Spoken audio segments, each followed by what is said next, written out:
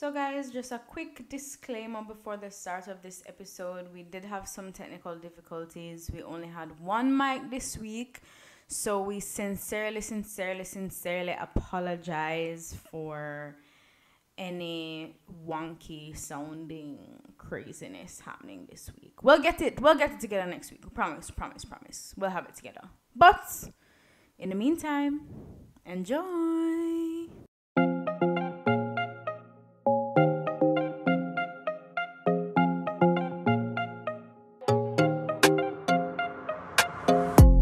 Hi everyone, my name is Tiana. And I'm Ashley. And this is WongaGyal the podcast, your favorite Caribbean food podcast. So today, we're not really talking about anything too serious because I got my wisdom teeth out last week and we never really get to, it kind of interrupted the recording schedule a little bit. I feel like we also had something else going on last week. What was it? Yeah, there's a lot. Halloween was last weekend. Yeah. I moved. I also got my wisdom teeth out. Work was stressful. Yeah, work is always stressful though. Yeah, that's true. Yeah. But I think we just needed more time to do a more serious episode. So this week we're just gonna have something a little more relaxing for our listeners, and then we jump back into the meat of the matter for our next episode. Yeah, for sure.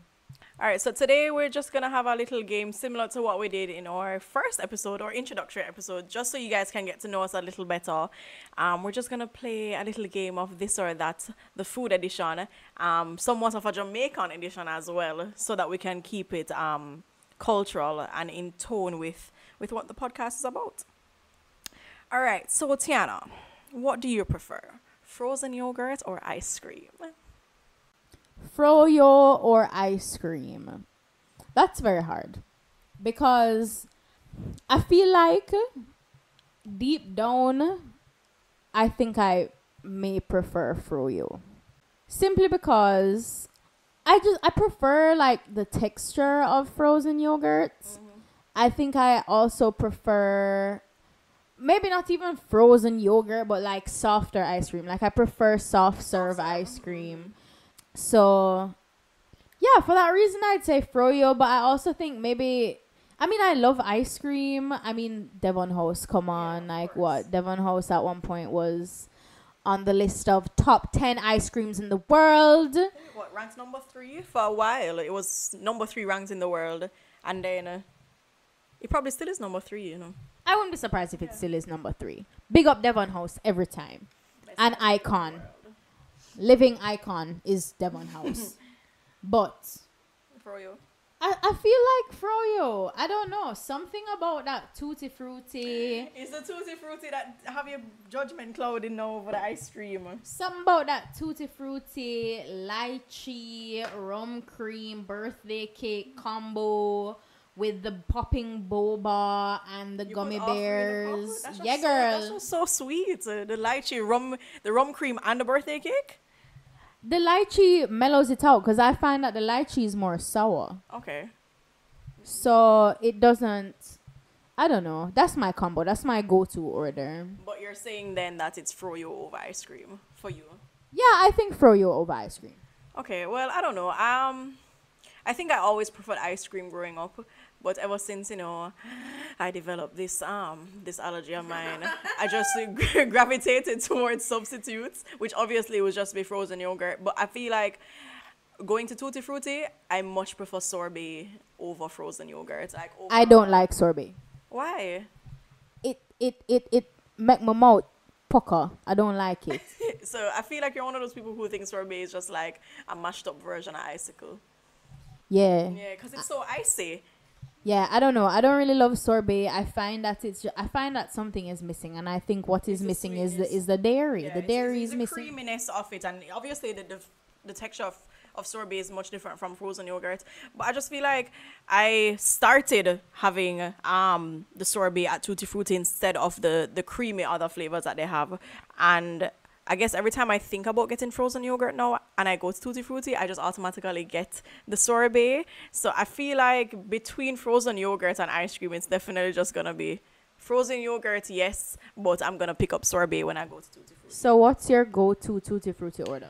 Them used to have this one name. It's like a raspberry sorbet, but they don't always have it. So it's like once in a while, and you have to go there on a good day, and you have to go to a specific location. So I'll get the raspberry, or like it's not kiwi. It's like a raspberry, and then it's like a tropical mix between another two, and then I'll only get fruit toppings, with the exception of a piece of cheesecake. Which defeats the purpose of the allergy, but then that is how I indulge. You know, I don't eat majority ice cream, but I get the frozen yogurt and the cheesecake. You know, I also find that ice cream makes me feel a bit lethargic when I finish eating it. Like, whenever I finish eating ice cream, especially one of those humongous scoops that Devon House gives. Or the entire pint. Psycho sometimes, still.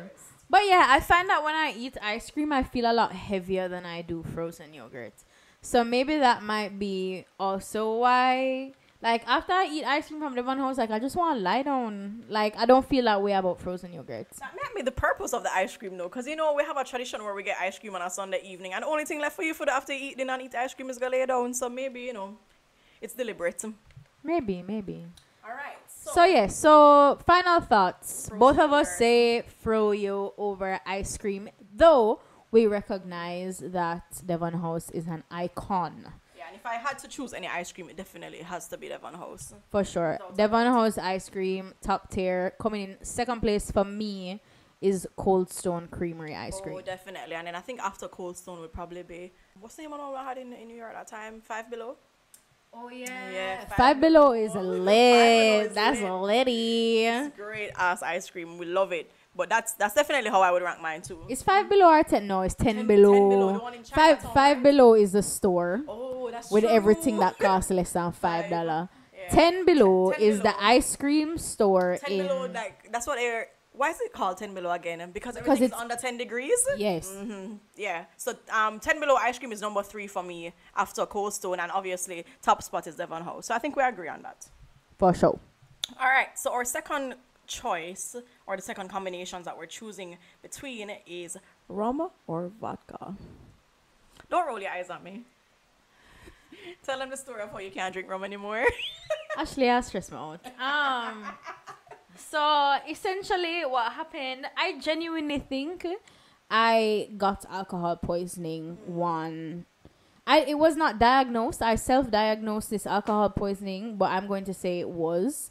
And this is something that just, you know, it happens. I'm in America. I missed partying in Jamaica when I was abroad. I missed being with my friends. I missed the cooler fets. You know, when you're at college in America, most people, luckily I was over 21 when I was at college. I turned 21 my freshman year, but everyone else is not 21 yet. And so when you go out, you can't drink because everybody's all about the pregame.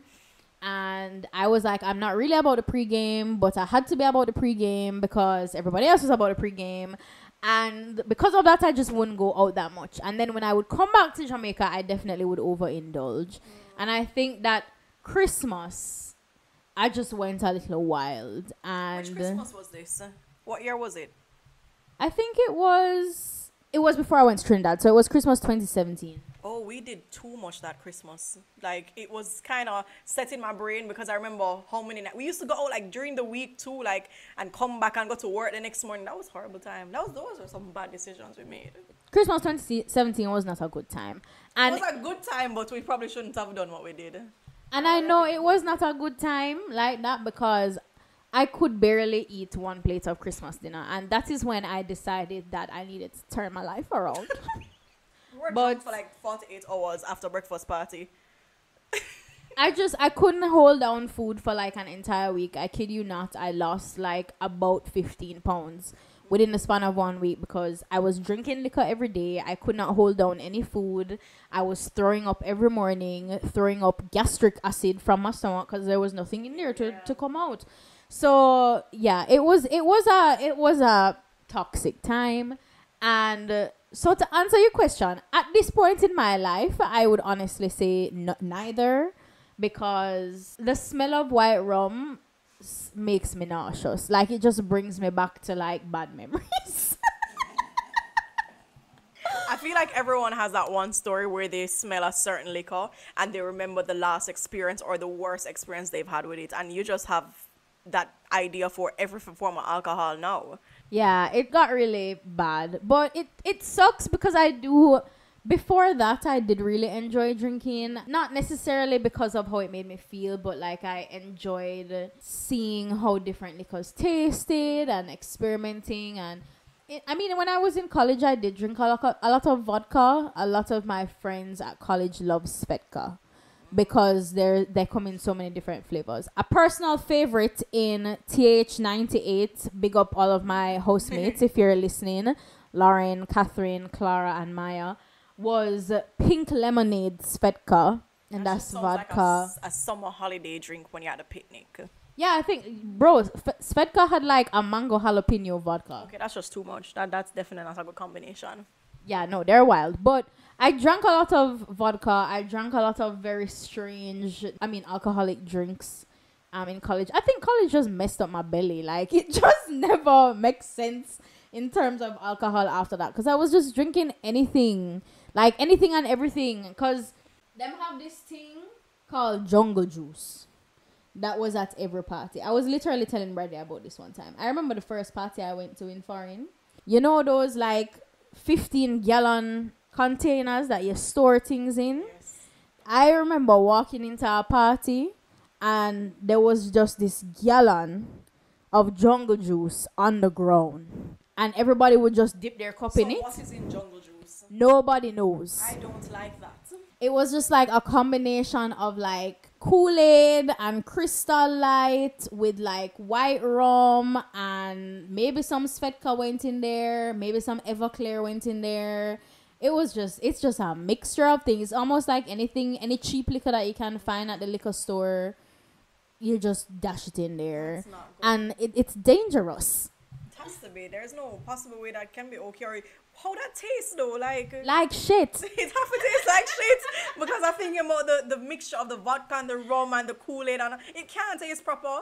And you guys willingly drank that? Yeah, because everybody just want to get drunk. Because if you don't get drunk now with this bad tasting juice, where you going to get drunk with later? That makes sense. But so you're saying then that you're not choosing between either rum or vodka? No, water. Okay. Water is my final answer.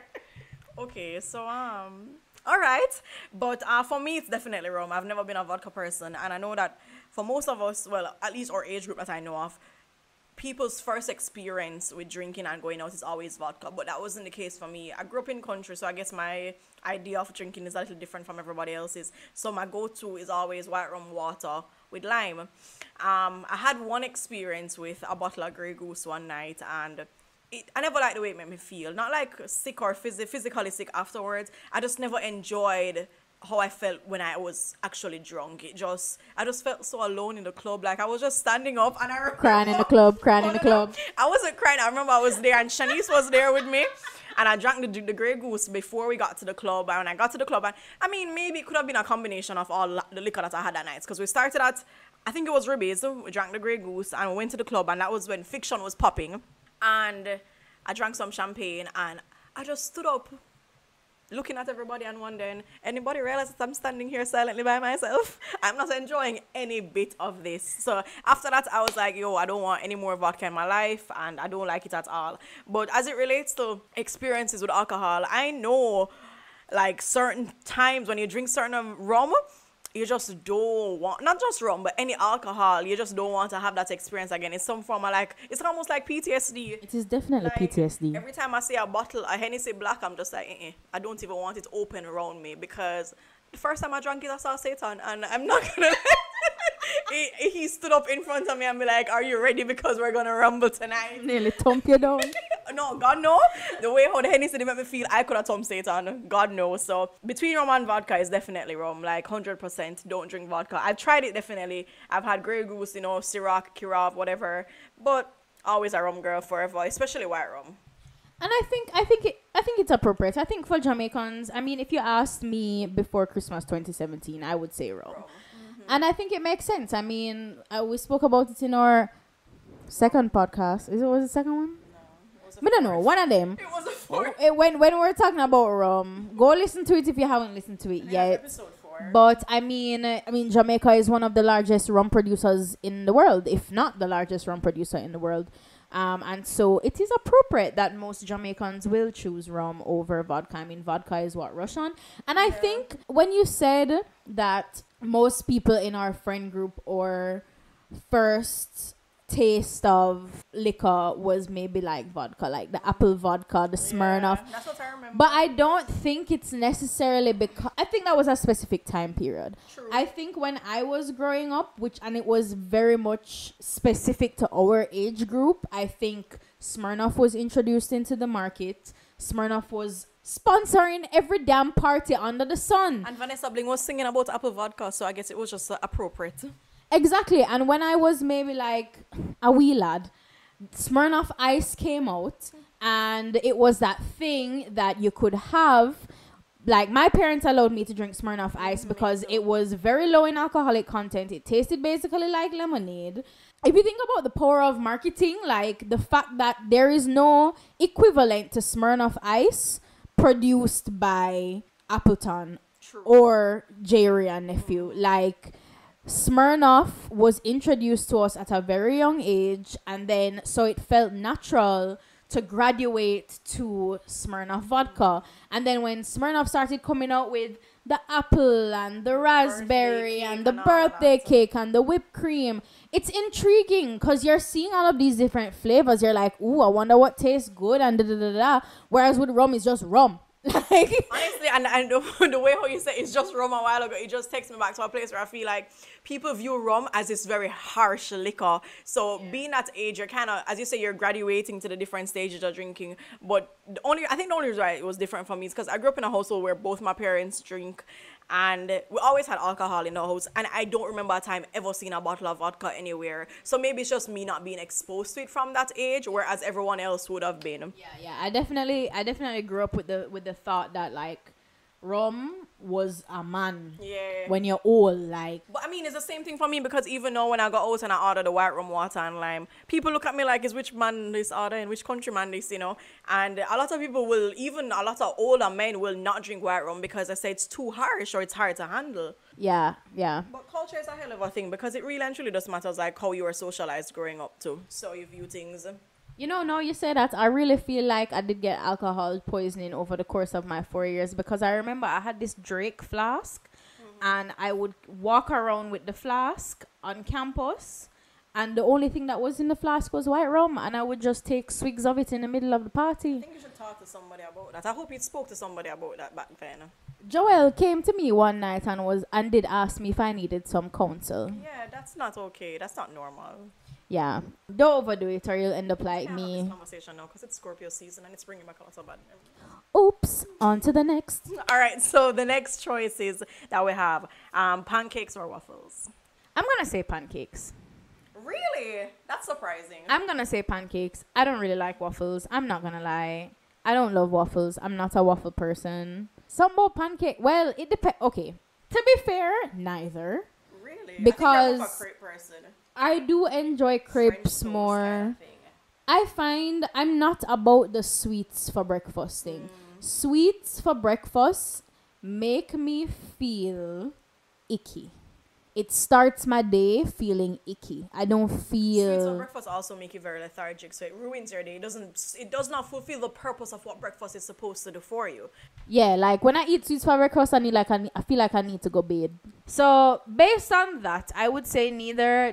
I can't even tell you when last I made pancakes. There are never pancakes in my house. There's never waffles in my house. I don't... Since I've left my youth, when mommy used to just pop that in the microwave, boom bang, for easy quick breakfast in the morning before we go to school, I don't indulge in those things. But I'm not gonna lie, I do love IHop. Same. I do love IHop. I do love a good stack of buttermilk pancakes from IHop with the little butter on the top. And what's your favorite flavor syrup from IHop? Maybe the blueberry. Really? But that's so strange, because you're going to add sweetness to sweetness. You feel so icky when you have something sweet for breakfast. And I just feel like, yes, maple syrup by itself is sweet, but blueberry syrup is extra sweet. Yeah, I mean, I usually just put the regular syrup on. Blueberry is more like when I'm feeling adventurous, or maybe when I don't go to IHOP for breakfast. Because I'm definitely someone who will go to IHOP like at the end of the day and have like breakfast for dinner kind of No, thing. I love breakfast for dinner. And that's why I love sorry. I don't know if you guys know about Brew'd Awakenings because they have breakfast all day, and Shanice and I used to go for dinner all the time. Well, back when they used to have dining, I don't know if they still do, but they have breakfast all day. They have very good pancakes and eggs. But if I had to, I think my favorite flavor for syrup from IHOP is probably is it butter pecan? Yeah, the pecan one is really good. The blueberry one way too sweet. Way too sweet. But yeah, so I think I have to be really in the mood for pancakes. I do like how adventurous one can get with pancakes. Like I like putting different things in the pancakes. But I'm not drawn to pancakes like that. And even worse, waffles. Honestly, the only time I like waffles is with chicken and waffles. Yeah, me too. I don't like waffles on a regular day. I don't know what about it. It just does nothing for me. I don't like it. Oh, okay. Well, for me, I don't know if I can choose between pancakes and waffles. Just because whenever I make pancakes, I will make them so like, I don't have plain buttermilk pancakes. I'll always add chocolate chips to it, or I have banana with it, or I make it savory. But then I feel like there's also a place for waffles too, where I will use the waffles. Okay, so I do this weird thing where I use the pancakes as a breakfast taco, and then I use waffles for breakfast sandwich. So I always feel like there's a space for either one of them, just depending on what I'm having on the side. And I also can't have them by themselves, but that doesn't mean, just adding syrup. I have to have pancakes with bacon or sausage or eggs on the same plate at the same time. Pancakes by themselves don't make sense. You have to have a side with them. And then it's just the same for the waffles, but I would much prefer to have a plain waffle over a plain pancake. So if I'm having a pancake, I have to add something to it, or like some banana, cinnamon, I don't know, anything at all. And then you have like, different versions of pancakes around the world too. So Japanese pancakes, you have the fluffy ones. I think they call them cloud pancakes, where you whip the egg whites first separately. Or then you have the other version of Japanese pancakes where you put like scallion and thyme and all of that in them too. That kind of just elevates the breakfast experience. But I don't think I could choose between pancakes or waffles. I feel you about the waffle sandwich. Mr. Breakfast has a really good waffle sandwich, and they put plantain in there and it slaps. I haven't been there in a very long. I don't think I've been there since COVID, but waffles. It's so good. I know you really like the red velvet pancakes from Fromage. Oh yeah, I do like the red velvet pancakes from Fromage with the cream cheese little icing thing. I do like that, but I don't know. It's just I have to feel for it, and so to be honest, I don't think I'll ever feel for waffles. I'll feel for chicken and waffles, but I'll never just feel for waffles. So we have really nice breakfast spots right across. I'm not sure. I can't say Jamaica because I've never experienced breakfast spots outside of Kingston. But I can tell you, say Kingston and St. Andrew, very nice breakfast places, whether you like pancakes or waffles. For sure. All right. So the other choice, ackee and corn pork or ackee and saltfish? Oh, that's easy for me. And I know what your answer is going to be. But mine is ackee and saltfish. I love saltfish. I have an unwavering love for saltfish. I was that child that would sneak into the fridge and pick out the raw saltfish and eat it. There's something else that you need to talk to somebody about. That is something else you should speak to someone about there, because that's something fundamentally wrong with you as an individual. That's not. What do you mean? Why would you pick out the saltfish like that? Raw? I don't know. I just really like it. You know what it is? I like salt. I really like salt. I have a problem. I used to teeth out under my auntie dining table and eat this and just eat salt out of my hand. So, and I still do like very salty foods to this day. I try to cut them down just because, health. But but I do like salty foods, and I think ackee and saltfish was like the perfect excuse for me to have more salt than usual foods. But corn pork is pretty salty. The I essence know. of corn pork is salt, kind of, because they salt it first to make it corn pork. Yeah. I know, but I think if the Lord gave me the choice between fish or pork for the rest of my life, I would choose fish. And I know, and it's not because of any religious preference or anything. I love pork, but I think I just prefer fish for some reason. There was a point in my life where, I think I could easily give up pork and beef. I think those are two meats that I don't eat very often and I don't miss, or I don't yearn for it very often. But like I will get up and feel for fish. So I think that may be why I would choose ackee and saltfish over ackee and corn pork. Well, obviously for me, you know this. I am an advocate for ackee and corn pork, and I think it's superior to ackee and saltfish. But not to say that I bash ackee and saltfish, because I just love ackee on a whole. So you give me ackee with anything, I'm gonna eat it. And I also love saltfish by itself, where I can cook it up with some tomato and some onion and some okra and all of that just for breakfast by itself too. But I definitely prefer ackee and corn pork.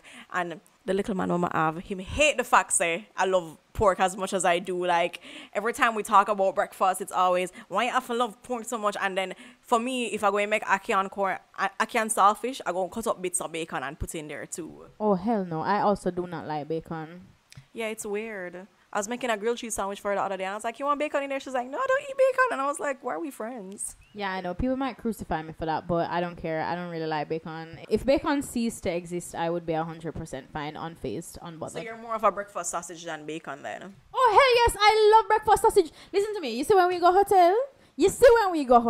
For the buffet. Me and them breakfast sausage there. You cannot hold me back from them breakfast sausage there. Me love a breakfast sausage on the North Coast. Something about the breakfast sausage being on the North Coast make it even nicer. Yeah, but I don't know. I feel like separate and apart from me choosing between ackee and corn pork and ackee and saltfish, I just love ackee and corn pork by itself. Like, I just feel like it would be probably one of my top 3 picks if I was on death row for final meal. Really? Yes, that's all. Like, I take the ackee and corn pork thing serious, and to the point where I'll have cravings for it, and I'll take up the phone and I'll call my father and I beg him and I'll be like, "Daddy, my come Linstead Sunday, you know what I want." And him know exactly what I'm talking about, and him knows it's ackee and corn pork. And whenever I used to have like a bad day at school, you know, still living with my parents, attending high school in Kingston, I used to get home by like 4:30, 5 o'clock in the evening. And when I go home, and Daddy be like, "I don't cook dinner yet, what you want." Him knows I go and tell him say I want ackee and corn pork, and him go and cuss and be like, "Where the hell I go and get that at this time?" But him will still make it for me. But let me tell you, I don't know what it is about ackee and corn pork, but it just made me feel so good. But yeah, so Tiana is definitely for ackee and saltfish because she loves salt and she's a weird child. And ackee and corn pork over here. But you guys can tell us what your preferences are, right? So further to the ackee and corn pork conversation, we're going to ask, well, I'm going to ask Tiana what she prefers. Roast breadfruit or fried breadfruit? Oh, God. Big up to Ching for introducing this big debate for us. It's when the song come out. I don't remember. Roast or fried, Tiana? You know I'm going to say roast. Why? I'm going to say roast. I love soft food. Why are you so weird? Something is wrong with me. Yes. I don't like crunchy food. I just prefer my food to be soft. And I don't know. I love when it just come right off of the coal and you just slice it up and you eat it right there. I mean, I will eat fried breadfruit, you know. Don't get me wrong. Like, we don't discriminate about breadfruit. Definitely we do not. All breadfruits mother. All breadfruits. All breadfruits matter. Yes. But yeah, but if I had to choose, I would leave my breadfruit roasted. I would leave it roasted. For me, it's definitely roast breadfruit, and that's because stemming from my love for ackee and corn pork, I would definitely always have roast breadfruit as a side. Actually, when I mentioned earlier that it would be on my top 3 for death row foods, it's the complete meal would be ackee and corn pork with roast breadfruit, couple slices of avocado, and fried plantain. So that's like my complete meal right there. I also hate avocado. Bun that. Just letting you go, and the guys know that we might not be friends after this episode has been recorded, because she's just revealing such horrible secrets to me right now, and I am disgusted. And you know, I never found out about the bacon thing until last week, because last week I said, I'm gonna make the sandwich, and when she said no to the bacon, I was like, you know, say, I never see Tiana eat bacon before. And normally, if I buy the breakfast sausage, she go and dip it on my plate and take out the breakfast sausage, but she not gonna take out the bacon. But I never dwell on it. I know she confirmed for me, so you know, we'll probably just have to cut this thing after. But also for fried breadfruit, I started to do a lot of breadfruit fries. So that's how I would make my breadfruit fries. You know, the breadfruit's roast already, so I cut it up into small strips and I fry them as fries as a side. So I would not associate fried breadfruit in the same way as I also associate roast breadfruit as like a breakfast side with my ackee and corn pork. I must say I do like fried breadfruit with certain, like, All right, like I like using it to make a like a sandwich. Like I will, for instance, if I get fried breadfruit and like ackee and saltfish, I will put the ackee and saltfish in, maybe not even as a sandwich, but like as a little cup. Yeah, like a little, you know, like a little cracker, like. And so I think when it's fried, it's just more sturdy, and I think it goes with something else. But roast breadfruit can just eat by itself all day, every day. I like agree. With little butter and little salt, and that's it. Exactly. I also love fried breadfruit with like eggs. So I will have the roast breadfruit for dinner the night before, and if for some leave over, I fry it over with my eggs in the morning for breakfast. And then I use the breadfruit to make breadfruit fries if I'm making like a burger at home and stuff like that. Yo, breadfruit fries, but I don't know. No, I know. Have you ever had the breadfruit chips from the supermarket? Yes, I don't like the breadfruit chips. Really? I much prefer the cassava cut chips. It off. Plug it out. Plug it out. Plug it out. Tiana, move the mic. Plug it The out. cassava chips taste better than the breadfruit. It's because the cassava chips salty. Yeah, that's probably why. I have nothing to say to you. Don't give me back the mic. I have nothing to say. I love breadfruit chips. Like, I think they're so good, and I think the concept should have been something that we should have been exposed to from a longer time. Because think about it. Breadfruit is so versatile. Yeah. We have boiled breadfruit in soup. We have roast breadfruit. I don't think I've ever had boiled breadfruit. It's really good. It's very good. So you boil the breadfruit in the soup. You have roast breadfruit. You have fried breadfruit, and then you have fried breadfruit. You have the breadfruit fries that people deep fry, and then you have the fried boiled breadfruit, which is also a different dimension. So when you have the fry over boiled dumpling, you can fry over the boiled breadfruit, and it's very lovely. Yeah, I think that's what my mother used to do. She would fry over the breadfruits, and I like it like that. I quite like it like that. Yeah, but definitely roast breadfruits based on the choices. If I had to choose between the roast or the fry, and Tiana would choose roast as well. Yeah, big up for the roast. Yeah, but Tiana is still very weird. She's just a weird individual with food. Psycho. Funny enough, I'll try anything though. Like I'm not that type of person that like if I see avocado in something, I'm not gonna eat it, or if I see bacon in something, I'm not gonna eat it. I definitely will eat it. So you guys can share with us what your choices are, just for us to hear from you and for us to have some more interactions, Yeah, for sure. We know the first episode ever was very controversial. It's because we asked controversial questions like tea or coffee. Oh, because we asked is a curry gravy and chicken gravy. Yeah. But who knows? You guys might all come down for me on hating bacon, and that's okay. I'm fine. I'm very firm in my non-bacon life. I'm happy. And that's what's important. We have quite a few friends who don't like bacon, Michael. Yeah, so we're cool over here in the no bacon crew. That's fine, and I'm not judging her for not liking bacon, and she's not judging me for loving bacon. For sure, because yes, don't knock it till you try it. Eat what you grow what you eat, as per usual. Remember, as you go about your daily lives, to continue to be safe and healthy. Wear your masks, sanitize your hands. Social distance, stop sticking up onto people when you go into public places. Yes, and continue to have a healthy, wholesome diet, because what you put in your body definitely contributes to your overall health. Yeah. Don't walk around with a flask of white rum like Tiana, circa 2015. Yeah, don't do that. Thank y'all for listening, and tell us what you think. Follow us on all platforms. I think WongaGyal now has a Twitter account. Oh yeah, WongaGyal now has a Twitter account. So follow WongaGyal on Twitter, where I post all of the just what's going on in the world, food events, and what's new, what's old, what's still continuing, new trends, old trends. For sure. So thank you for joining us yet again, and we'll see you next time. I thought you were gonna say have a Wonga week. Have a Wonga week. Have a Wonga week, people. Bye, guys. Thank you. Bye. Have a Wonga week. I like that still. Yeah, we're gonna start with that. Have a Wonga week. Have a Wonga week. Have a Wonga week.